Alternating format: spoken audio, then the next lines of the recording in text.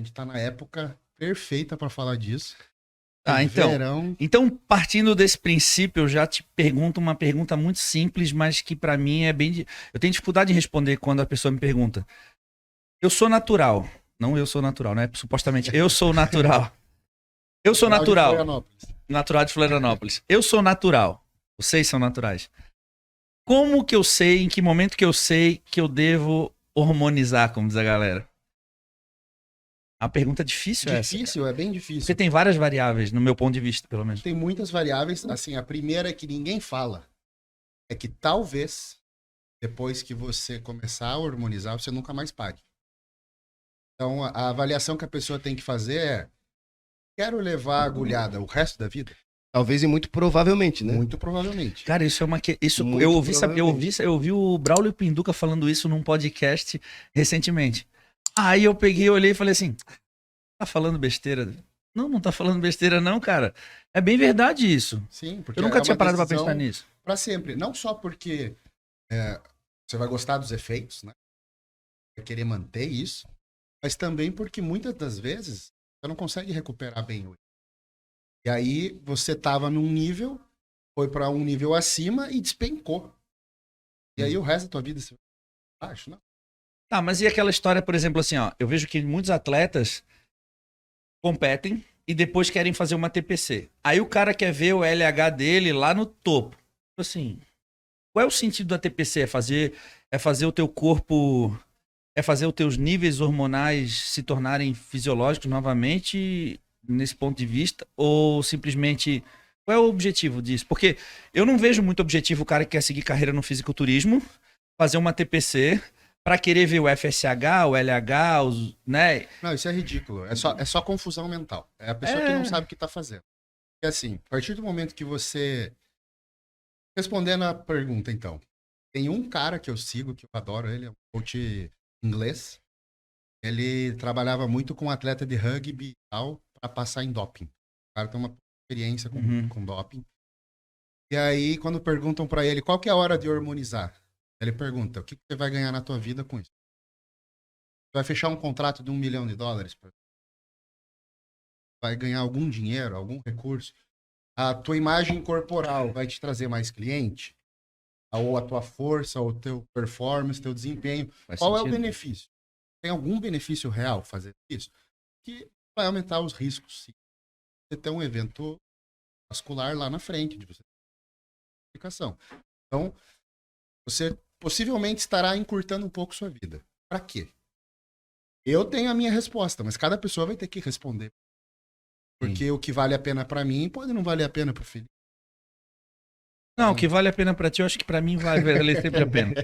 E tem o problema da pessoa iniciar muito cedo, que é muito normal hoje em dia.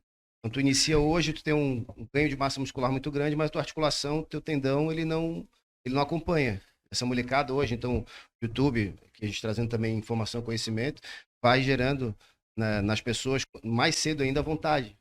É importante citar isso. É o seguinte: o que você conquistar com droga poderia ter sido conquistado naturalmente, só vai ser sustentado com droga.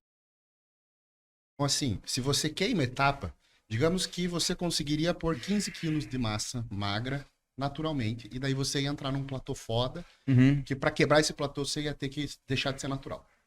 Mas se você começa a usar a droga antes de conquistar essa massa que era possível para você, você já tá pagando um aluguel por essa massa muscular que você poderia ter tido sem hormônio. E tu inibe uma resposta que poderia ser fantástica no futuro, né? Perfeito. Então, quem tem base natural, você pega aí atleta que tem 6 anos de treino, e aí o cara vai hormonizar, ele tem um resultado fantástico com uma dura por semana. É absurda a diferença. Agora, então, vamos falar de doses, assim, pra galera ter uma noção. Se para você ter um resultado X, você precisava de 500 miligramas por semana, e você abusou e usou 1.500, quando você reduzir para 500, você perde aquilo. Por isso que é importante a introdução do esteroide ser paulatina, leve e constante. Por isso eu sou contra o TPC para quem realmente vai fazer o uso do esteroide pensando em performance, em alguma competição. se você decidiu que você vai fazer o uso do esteroide, ficar fazendo TPC é meio perda de tempo Uhum. para Enxugar quem vai gelo, fazer né? isso. É enxugar gelo. É que as pessoas gostam de saber que, eu vou ter fertilidade o dia que eu quiser ser pai, por exemplo. Mas é um pensamento tão idiota, porque você basta olhar para o sexo oposto. Uma mulher não pode tomar pílula 15 anos, daí decidir ter filho, para de tomar e engravida. Por que a pessoa acha que o sistema, a fertilidade masculina, ela inibe para sempre, Uhum. né? Não, é reversível, né? Uhum. Lógico, dependendo do tempo que foi suprimido, demora mais para você recuperar. Por isso, até hoje em dia, muita gente advoga, eu advogo o uso do HCG intraciclo. Eu, por exemplo, demorei 12 semanas. Foi o tempo que eu necessitei para fazer um tratamento com pouca coisa, tá? Usei um pouco de clomídia, um pouco de HCG, um pouquinho de anastrozol e parei com os hormônios. Eu não tomei nada durante 12 semanas. Eu lembro que quando a gente fez o teste de farmácia e a Carol deu positivo, eu já botei uma dura para comemorar.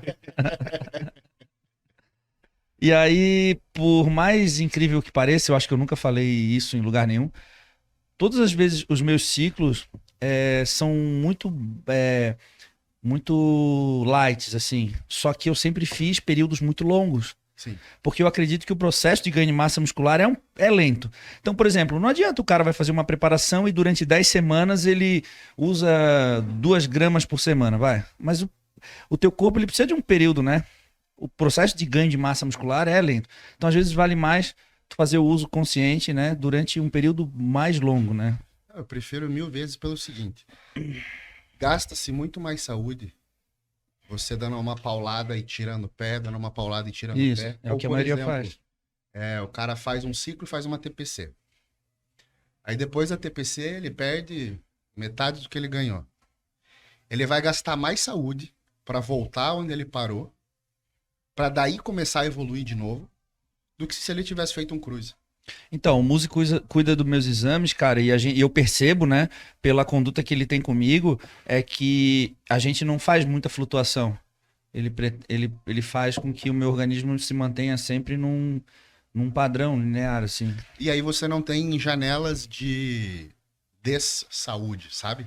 Porque se tu pegar os meus exames antigos, eram assim, né? Pum, pum, pum, pum. E tu sabia o que eu tava fazendo só pelos exames. Aham. Era assim, era drástico, mas até quanto tempo tu é capaz de fazer isso, né? E quanto tempo você leva para recuperar a saúde?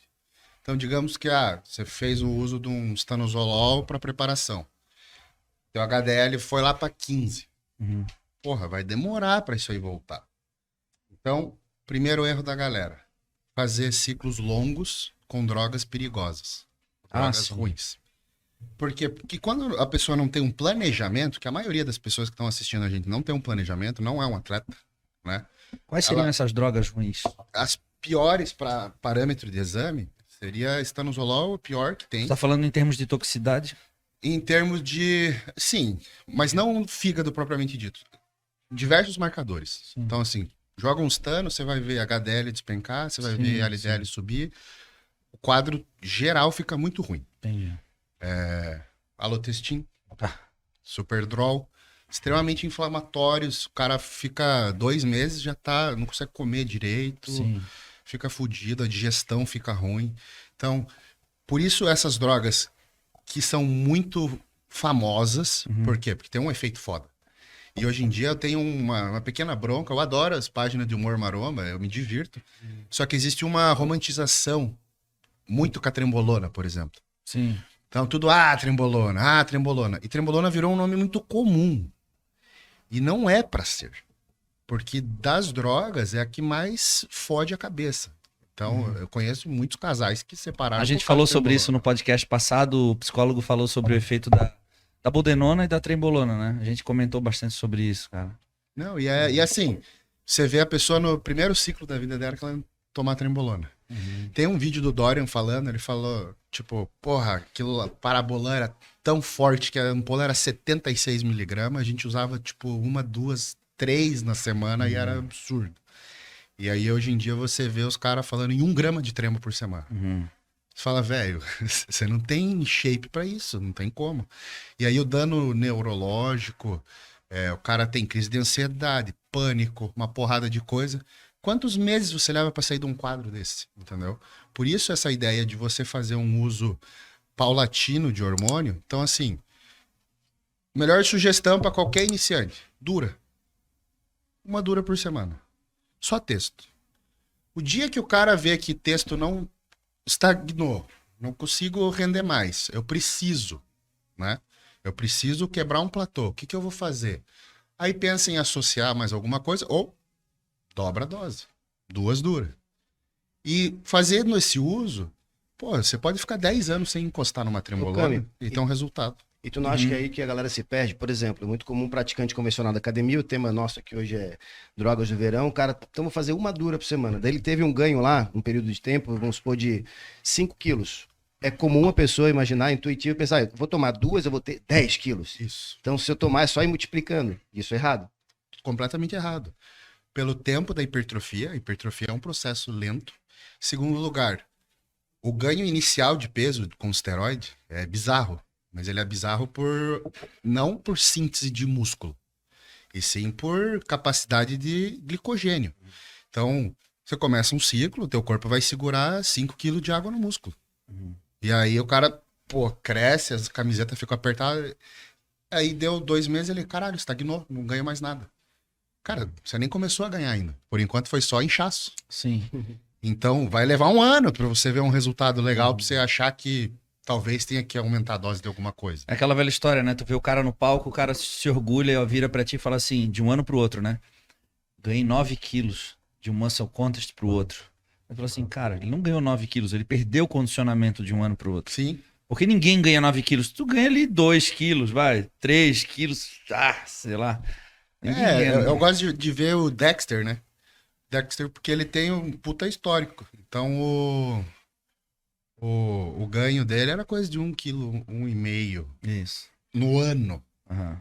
E é o cara mais linear, Sim. talvez, do Mr. Olympia seja ele. Então você vê assim, essa é a meta, né? É ganhar essa qualidade de massa. Porque eu percebo que as pessoas elas associam muito o teu sucesso na carreira com a quantidade que supostamente tu usa, né? Então, por exemplo, assim, o Correia deve... Dexter Jackson, pô, o cara tá falando Dexter Jackson. Pelo contrário, cara, é aquilo que a gente tá falando. Às vezes tu fazer muito de pouco é muito mais interessante fazer pouco de muito, né? Então, por exemplo, eu, demorei 12 semanas pra engravidar. De 20 anos de uso, porra. E, cara, e assim, ó, teve médicos, amigos, colegas, porque quem fez a minha TPC ali pra poder fazer esse trabalho foi o Muzi, e amigos meus disseram, não, cara, não, isso aí vai... Eu tenho pacientes que começaram em janeiro e estão com quadro de azoospermia em dezembro, que não sei ainda, depois de um ano. E sim, cara, mas tudo bem, mas a gente tem que avaliar individualmente o histórico de cada um, né? E esse é um ponto excelente, pelo seguinte. Minha dica para todo mundo que quer um dia usar esteroide antes, faz um espermograma. Descobre se você é fértil ou não, antes de usar. Porque muita gente culpa o esteroide, só que o cara já era infértil. Porque dentro do mundo existe um monte de gente que não pode ter filho. Sim, por várias razões, né? Exato, e não é porque tomou bomba.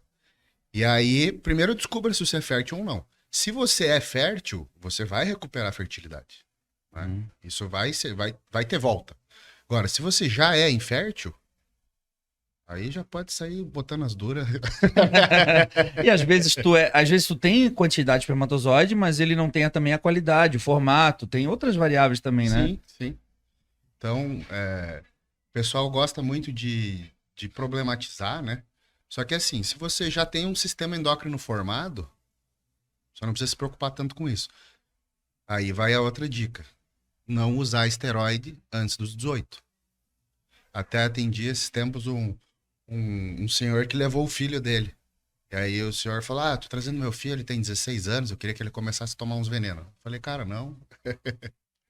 O pai? O pai. Eu falei, não, espera. Deixa ele ficar maior.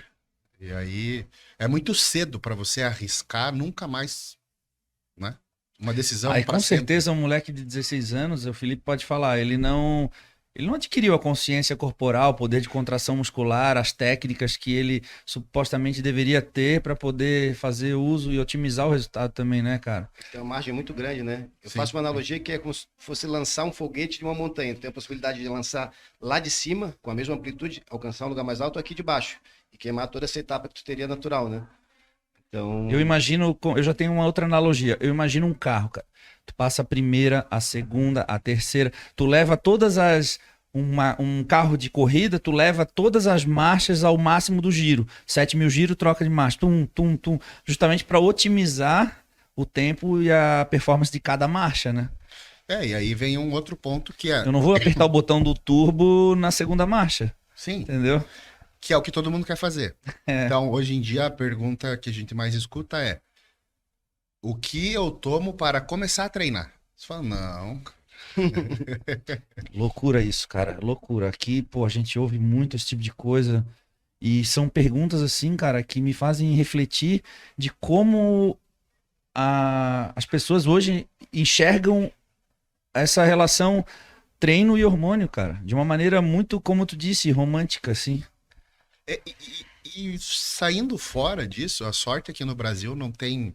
A indústria farmacêutica não pode fazer propaganda de remédio na TV, igual lá nos Estados Unidos. Nos Estados Unidos é bizarro, né? Tipo, para dormir melhor, tome isso. Para acordar bem, tome isso. Aqui no Brasil ainda não pode fazer isso. Mas as pessoas começaram a romantizar fármacos para tudo na vida. Então, vou estudar para concurso. Venvance e Ritalina. O cara é músico. Vai ter uma apresentação. Para ele não ficar nervoso, ele toma um atenolol. Então o cara começa a se medicar para tudo. Só que nisso você perde a humanidade da coisa. Você vira uma máquina, um robô. E aí você não tem mais sentimentos. E aí você não tem emoções, sensações. O que eu vejo muito na academia é as pessoas não gostam de treinar. Elas gostam do resultado do treino. Elas não gostam do treino. Que assim, você conhece com quem eu comecei a treinar e sabe que é uma filosofia de amar a dor, né? É aquela coisa assim, porra, nossa, eu tô destruído. É a mesma coisa quando eu vejo algum amigo meu que faz triatlon. Porra, o cara tá se arrastando ali no final e ele tá feliz pra caralho. Tipo assim, porra, consegui. As pessoas, se a gente for fazer uma analogia com o triatlo, elas dão uma voltinha na bike, correm um pouquinho, dá uma nadadinha e quer tirar a foto no pódio. isso. Mas elas não aprendem a amar aquilo, a superação, falar, não, porra, eu tô com dor hoje, mas eu vou dar um jeito de treinar. Eu vou trocar de exercício. Não, eu vou... O que que tá acontecendo? Fazer um estudo. Eu quero evoluir, eu preciso subir a carga. Fazer um diário de treino. Com quantos quilos eu tô supinando? Qual que é a minha meta desse ano? Quantos quilos a mais eu vou pôr? As pessoas desistem muito antes. Eu vi essa semana um ditado do Navy SEALs, que são os fuzileiros, né, dos Estados Unidos, que eles falam que quando a tua mente disser que deu, você chegou em 40% da tua capacidade. Você não tá nem na metade ainda. Então, quando os caras vão fazer aquelas caminhadas do caralho com mochila e coisa, quando começou a querer desistir, é 40%, velho. Só que só vai saber o que é 100% quem persistir. E aí, quando você descobre que a tua mente tentou te enganar pra você parar muito antes, você descobre o poder que você tem de dominar ela. Fala, não, eu consigo muito mais do que isso. Tanto é que hoje você é um problema. Você quer ir muito além. Daí, às vezes, se estoura porque você já dominou a dor. Eu não tenho aquele botãozinho que regula.